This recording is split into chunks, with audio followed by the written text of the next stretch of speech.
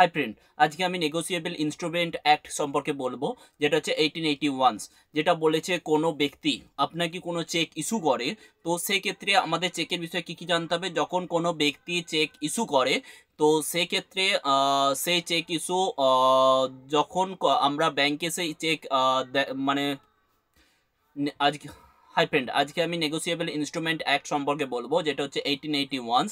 যখন কোনো ব্যক্তি আপনাকে চেক ইস্যু করে, কিন্তু চেক ইস্যু করার ফলে আপনি সেটি ব্যাংকে যান, কিন্তু ব্যাংক সেটা ইনসাফিসিয়েন্ট ব্যালেন্সের কারণে আপনাকে বা চেক বাউন্স বা ডিসঅনার্স হয়, কিন্তু সেক্ষেত্রে আপনাকে কি করতে হবে।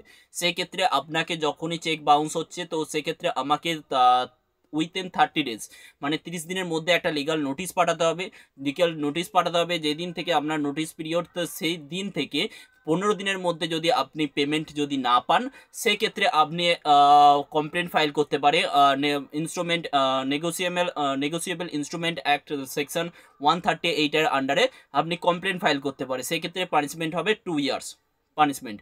তো সেক্ষেত্রে যখনই আপনাকে কেউ কোনো চেক ইস্যু করলো, তো সেক্ষেত্রে চেক বাউন্স হয়ে গেল, বা হচ্ছে চেক বাউন্স অ্যান্ড বলছে ইনসাফিসিয়েন্ট ব্যালেন্স, তো সেক্ষেত্রে আপনি